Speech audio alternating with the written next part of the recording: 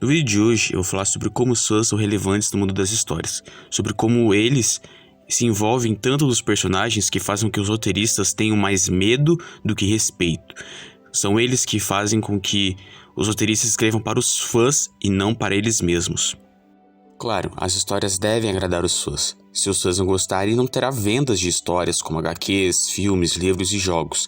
Mas é perceptível quando um criador fez aquilo com coração para ele, do que quando ele fez aquilo por simples dinheiro para os fãs.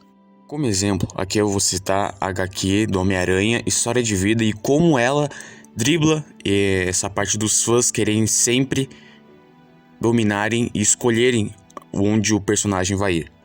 Para contextualizar, a história do Homem-Aranha História de Vida é basicamente o Homem-Aranha Peter Parker tendo 15 anos em 1962 e envelhecendo ao longo do tempo, não rebutando o personagem a cada 20 anos como a Marvel faz, a DC faz, não é nem 20 anos, menos até, 10, 15, às vezes 7 anos, sempre há um tipo de rebutagem no universo, fazendo com que o personagem sempre volte e nunca envelheça.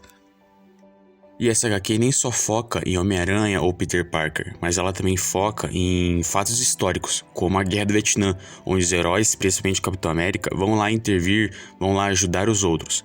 E o Flash vai lá também, porque ele disse ao próprio Peter Parker que é o que o Homem-Aranha faria. E lá o Flash morre, ou seja, o Peter Parker fica muito ressentido com o fato de que ele poderia ir lá e talvez podia ter salvado o Flash. Ou seja, essa HQ nem só foca no Homem-Aranha envelhecer, mas também foca no Homem-Aranha ficar muito ressentido, ficar muito triste com as escolhas que ele faz, ou seja, ele erra e fica triste, ele erra e aprende com os erros. Ele não só envelhece de maneira física.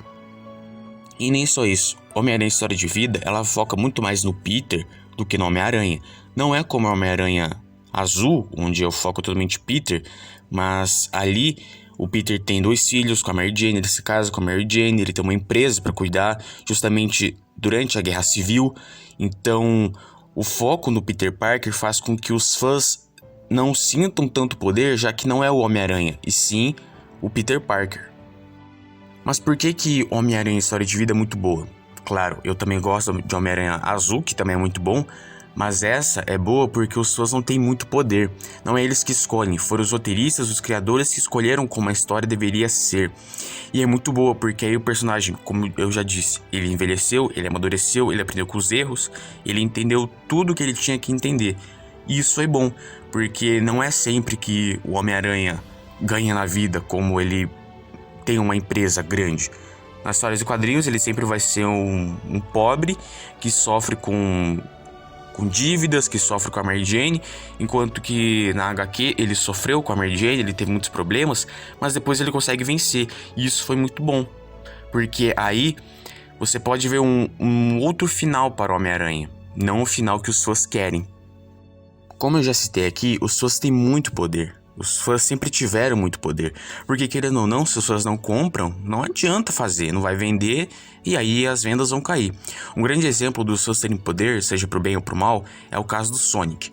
O Sonic também tem muitos fãs e acho que todos nós lembramos do primeiro trailer do Sonic. Foi horrível. E os fãs foram lá e disseram, tá horrível, muda aí.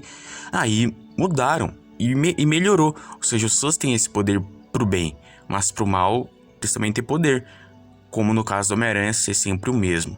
Outro exemplo disso é na disputa entre Batman versus Superman, onde Batman sempre ganha com tal preparo. Claro, eu não tô aqui pra reclamar de como Batman ganha, porque tem histórias onde realmente o Batman ganha de maneira muito boa, mas é que o Batman sempre ganha. Por quê? Porque o número de fanboys do Batman, obviamente, é maior do que o número de fanboys do Superman. Então a DC tem medo de fazer o Superman ganhar e aí as vendas caírem. Como falei, os fanboys do Batman são muito maiores.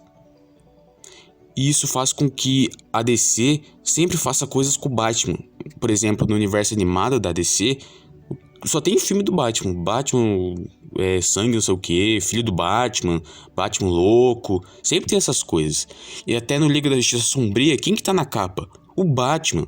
Sendo que não tem nada a ver.